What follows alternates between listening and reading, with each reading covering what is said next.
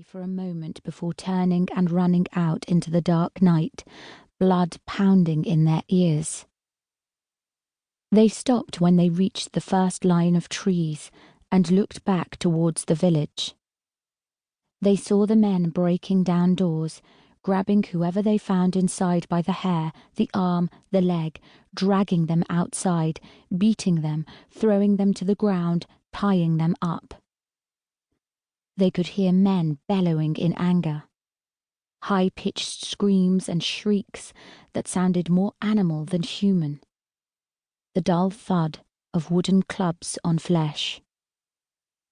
They gripped tight to each other's hands as they watched a woman wielding a stick, trying to fight off two of the men. It was Mama. Matondo fought the urge to run towards her. If only he had his knife. She was strong, and she fought hard, but there were two of them, and she was quickly thrown to the ground. The boy covered his sister's eyes, clamping his hand firmly over her face. But he found that, despite himself, he could not look away. He watched the men kick Mama, again and again and again. With each kick she moved, her body jerking and twisting this way and that. But then she lay still, and the men walked away. Matondo waited for her to get up.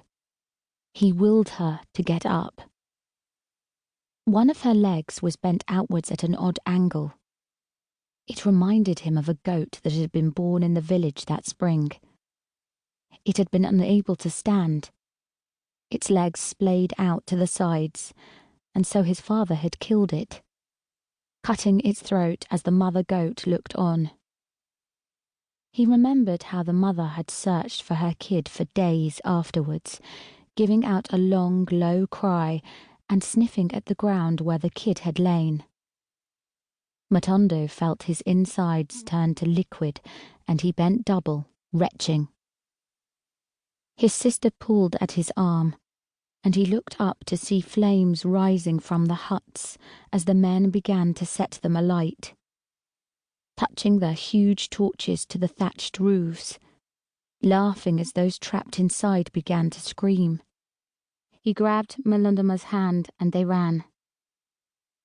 They ran until their lungs burned, until their shoeless feet were ripped and bleeding.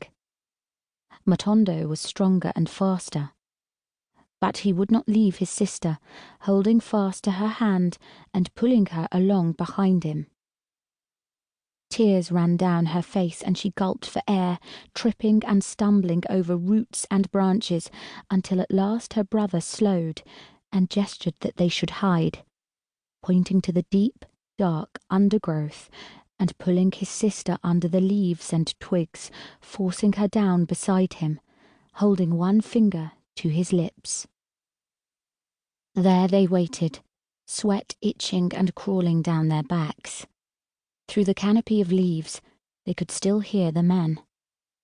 The crashing of branches as they moved through the forest, the shouts and whistles as they signalled to one another.